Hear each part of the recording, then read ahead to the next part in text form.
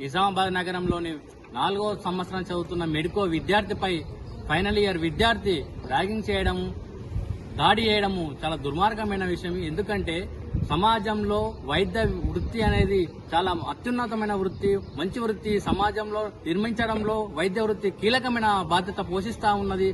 ప్రతి ఒక్కరిని కాపాడే దాంట్లో కీలకమైన బాధ్యత వైద్య వృత్తిని పోషిస్తా ఉన్నది. కానీ ఈ రోజు వైద్య విద్యార్థులు వాళ్ళు ఒకరికొకరు దాడులు చేసుకోవడం, ర్యాగింగ్ చేసుకోవడం, మరి ఈ విషయం అనేది సమాజానికి ఏ విధంగా పోతా ఉన్నది ఒక్కసారి వైద్య విద్యార్థులు ఆలోచించాల్సిందిగా మేము కోరుతా ఉన్నాము. అదే విధంగా ఎవరైతే సీనియర్లు జూనియర్ విద్యార్థిపై ర్యాగింగ్ పాల్పడ్డారో, దాడికి పాల్పడ్డారో వాళ్ళపై కఠిన చర్యలు తీసుకోవాల్సిందిగా పీడీఎస్ విద్యార్థి సంఘంగా మేము ఈ రోజు కలెక్టర్ గారికి వినతిపత్రం ఇవ్వడం జరిగింది.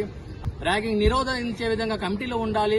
అదే సందర్భంలో విద్యార్థులు మానసికంగా దృఢంగా అయ్యే విధంగా కూడా ఆ కమిటీలు ఏర్పాటు చేయాలి. విద్యార్థులను చైతన్యవంతం చేయాల్సిందిగా, మంచి అవగాహన కల్పించే విధంగా చర్యలు తీసుకోవాల్సిందిగా జిల్లా అధికారులను కోరడం జరిగింది.